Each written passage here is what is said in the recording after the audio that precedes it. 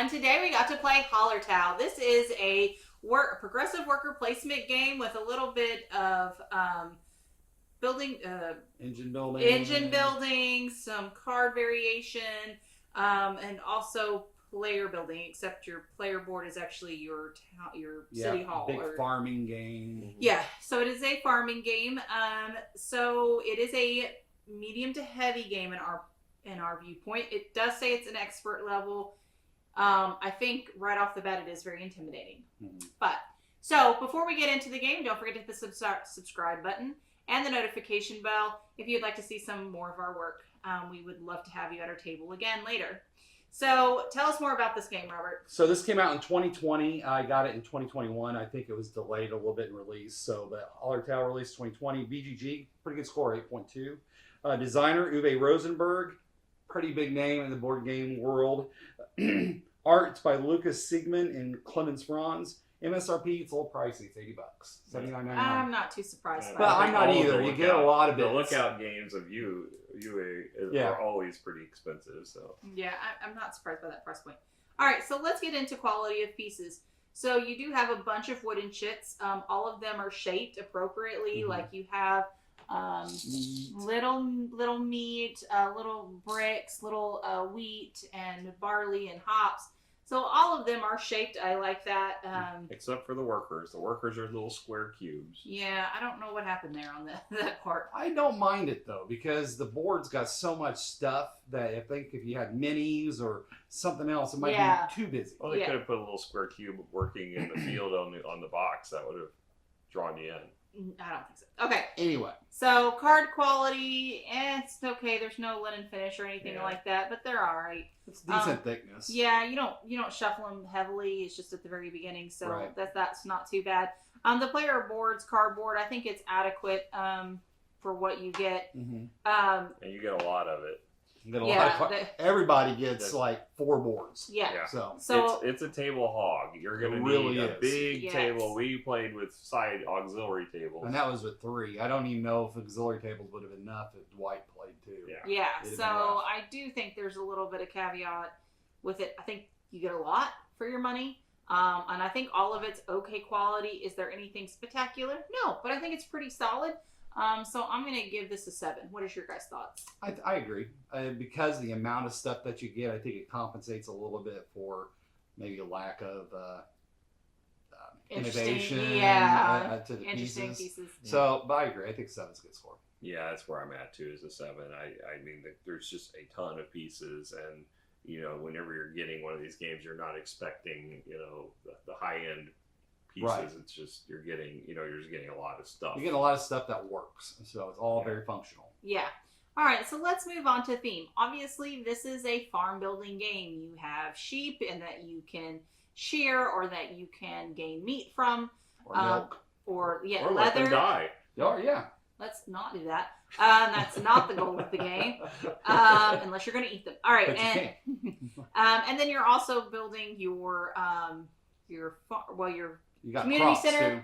Your community center. You have crops that you're getting over time that they grow, so there's a lot of cool things thematically that work, and I do think it incorporates into the theme as well. For example, your farms. So you have plots of fields that start at different levels, and then when you use a field, you got a field that looks like this. Yes. So it may start at a 5. So if you plant something here at the end of the round, it goes down. But if it lays empty, then it goes up 1. So I think that is actually really cool. Really cool element to the game. I think it's pretty unique. I haven't seen many games that do that. It's just a really neat element to the game. Yeah. Y'all want to hear the story? Sure. In the 16th century, the Bavarian city of Ingolstadt had paved the way towards the Reinheitsgebot law for beer that was adopted in all German states in the 19th century. Not only did this law dictate the ingredients, but also the sales price of beer. Today, the Hallertau region, south of Ingolstadt, is the biggest hops producing area in Germany, priding itself upon being the first place in Middle Europe to cultivate hops. This game is set around 1850, the time that made the Hallertau region what it is today. Immerse yourselves as a chief of a small village in the Hallertau region. Provide the local craftsmen with the goods they require by cultivating crops, breeding sheep, and literally playing your cards right. In the end, the player who best develops their village wins. Yeah. So, guys, give theme a score. What do you guys think? I think it's a pretty strong theme. I mean, I think everything incorporates well. The artwork is really nice. I love the artwork of the cards, the artwork of the boards. Everything works really well. I'm going to give it 8.5. Yeah, I like an 8.5. I really think it's because that the theme is incorporated in a lot of game Mhm. mechanics, and it really pulls it through. So I enjoy that. I'm more of an 8 on it, I think. I mean, I like the art of the house. I love the different art on the boards. Mm-hmm. The components take it down for me as far as they're just blah. There's nothing to them. And But that should be with quality of pieces. I don't know if well, that should be no, with it's not the quality of them. It's just there's I mean, there's just nothing to them. The cards are all iconography. There's no real art involved in them except for on the back. Except for the cover. It's just, I mean, it's an 8. I mean, 8 is Okay, 8.5. that's still It's not good. that big of a difference. No, totally. All right, so moving on to rules. I think this is where we had a really big issue, although there was some saving grace in the cheat sheets. Right. So, Randy, what'd you think of the rules? They weren't bad. There was a few times we struggled and had to reread a few It was things. more of the translation, I Yeah. think, is the real issue. There were some. Yeah. Yeah, it wasn't great, but it wasn't horrible. I mean, Except for the board setup. And we really had a big issue with the board setup.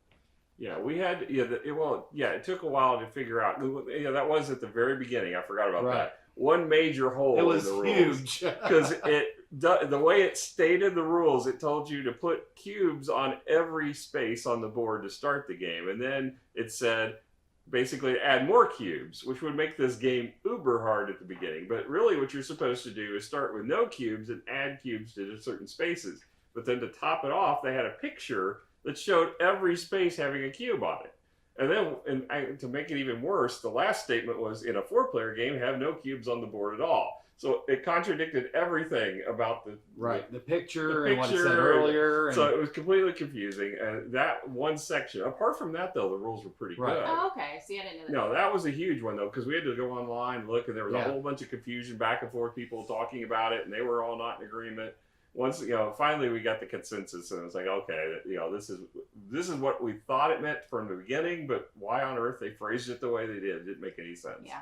I think another big thing is the cheat sheets. I think the cheat sheets were absolutely fantastic. yeah, They were so you got spot on. iconography on one side and I everything love in that. text on the back, So which is really useful. that pulled it up for me. It was a dry read. It was very lengthy. Which is pretty Yeah. standard for an Uwe Yeah. game. Yeah.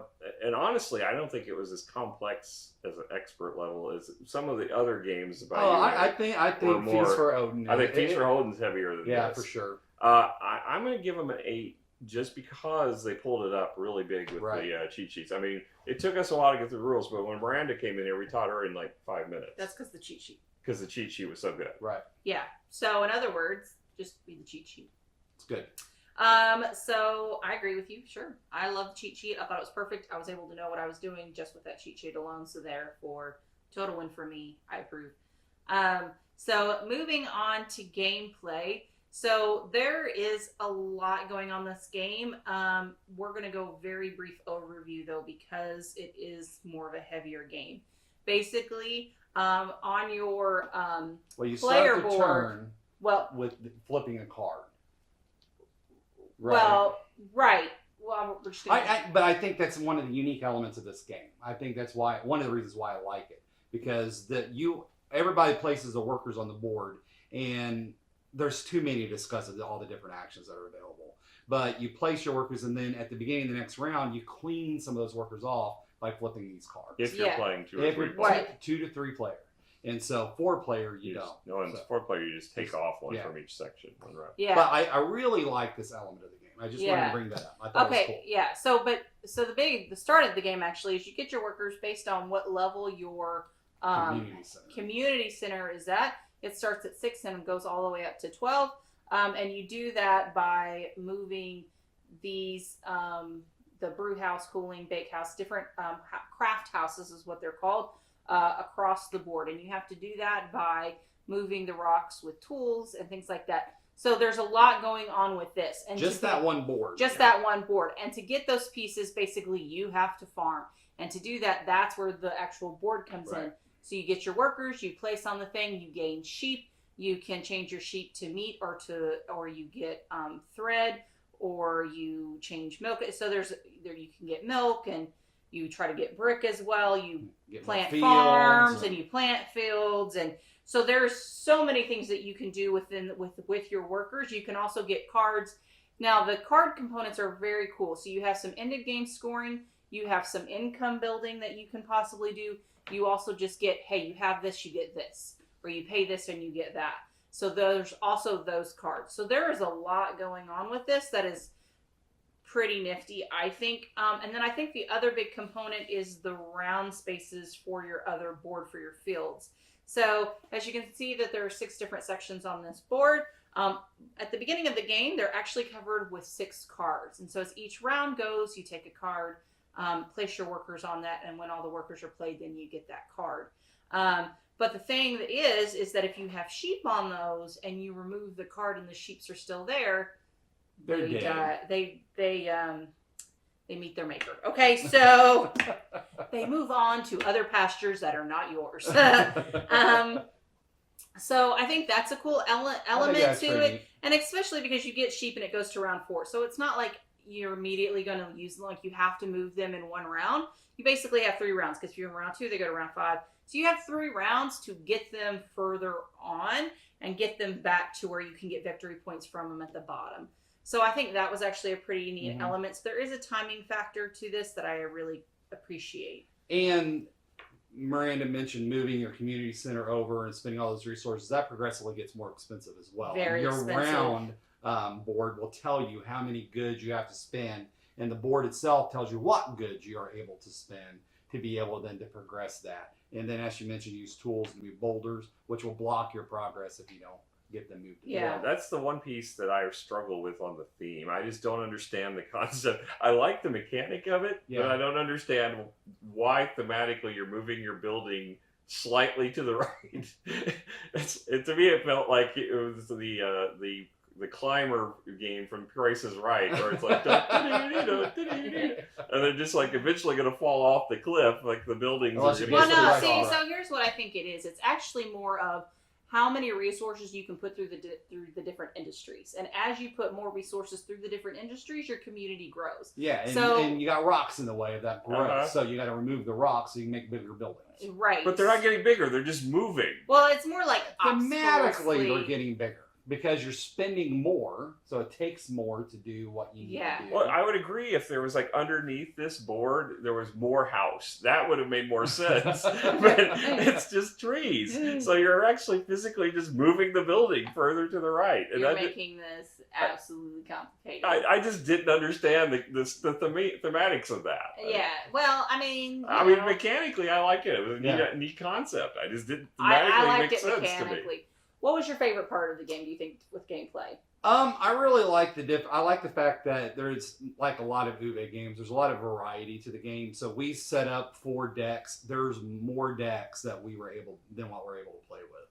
So I think this game's got a lot of room to grow and a lot of variety, and I think it would be a good time to discover all the different things that you're able to do with the different card play of the game. Yeah, I'm scared that we're only going to play this the one time. I'm scared of that too, because there's like 3,000 games that we have to play. I can tell you that's probably not going to happen because I enjoyed it enough that I'm probably going to eventually want it. So yeah, that means he's going to buy it. So. Well, that doesn't mean we're going to play it. It just means that he's going to buy it. Well, I'll have to play it at least 4 times because I have to try each deck. and it does specify clearly in the rules you're not intended to mix the cards. Right. The cards are clearly designed to be 4 separate decks. So yeah. It's not like Agricola where you can take all the decks and mix them. Yeah. What was your favorite piece of the game? I, of course, like the engine building. That's what I always like. And I like in-game scoring as well.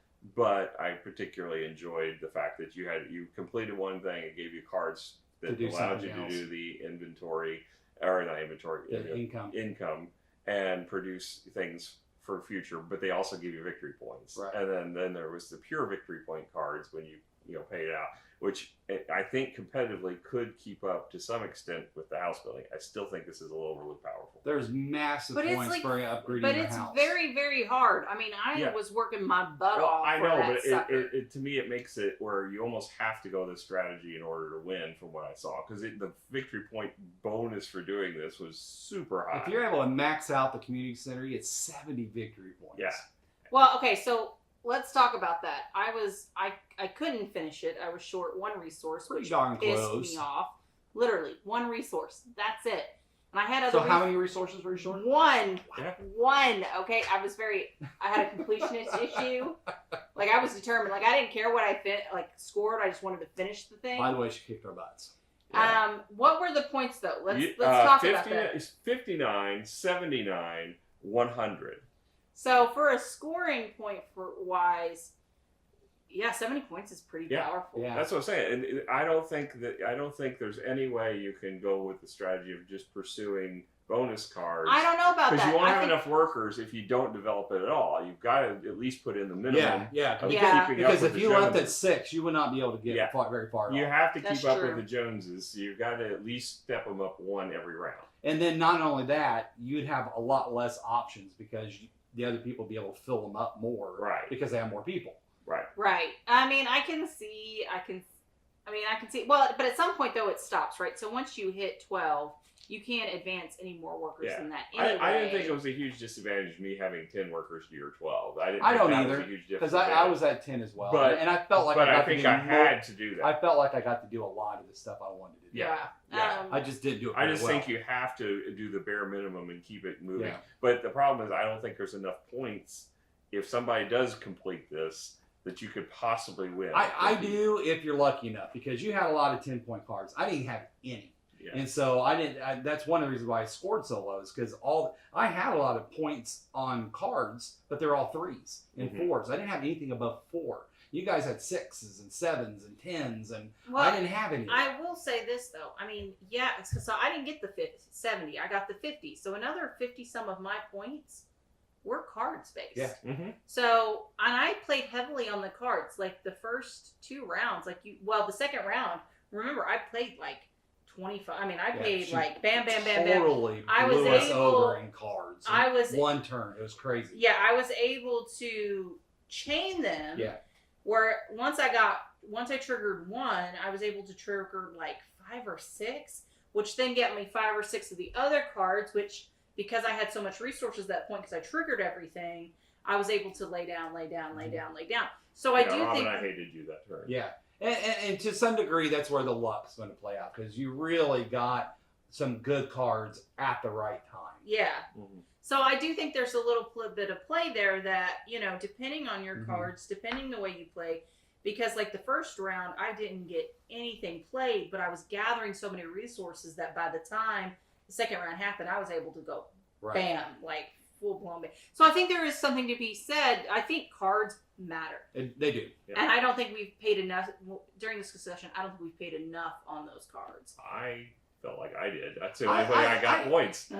I paid attention to my cards. It's just that my cards didn't Well, I work meant during well this together. review. Right, Yeah. but my cards didn't play well together, and whereas your cards did play really well together, and I think that was a small factor. There's not a lot of ways to mitigate Yeah. that card draw that you get. It's not like you can draw a bunch, pick some, and bury the rest. You Right. get what you get, Yeah, you do, and that. and just you hope that you got stuff that works out well for you. You're right. Well, and I think like I got one card that allowed me to have an income of a card. Right. Holy moly, that was Hokey cow. Yeah, it was totally worth it. I had to give up 3 cards that were already in my hand, But it it's was ones you didn't really need or want. And Well, it's like, they didn't mesh well, right. and I was like, well, I'll just forgo these because And they were now- end of game scoring, and I was like, I doubt I'm gonna have these resources anyway. And then I got those, and I was like, bam, scored. So that really It was helped pretty me. cool. That's Yeah. a nice card. I think that's the thing, though. I think there's a lot in this game to where you can talk about it afterwards about I a agree. particular game, and that's something. It's so in role playing, it's something I really do miss about reminiscing about games, Mhm. because a lot of times we play games and it was like, okay, we played a game, but was it interesting enough to So talk we want to talk about it. later about that specific game? And I think this has some of that, which I love, guys. I do too. It's a great game. Score it. Let's give it a score. You go first. I would probably go with an 8.5. Only I probably would have given it a 9 had I not felt like that building, moving the building, was so much more powerful than the rest of it. I don't like that because I really think it should be a balance where you can pursue multiple strategies and still win. So I would probably have given this a 9 otherwise because I really enjoyed the game. You know what? I almost want to play it and not focus that and see if I can still beat you. I'm going to go a 9. I enjoyed it a lot. I think it's got a lot of neat elements, and there's so much more to discover in this game. So I really, that's why I want to give it a little bit of a higher score, just because it might be even better. We don't know. Yeah, I agree with it. I think it's a 9. I had a lot of fun. And like I said, I could talk about it later, and I enjoyed that. So, all right. Well, thank you guys so much for joining us. We had a blast and hope you did too. Hopefully hey, who knows, maybe you find a game that you're going to pick up a little bit later. Well, hope to see you guys later. Bye. Bye.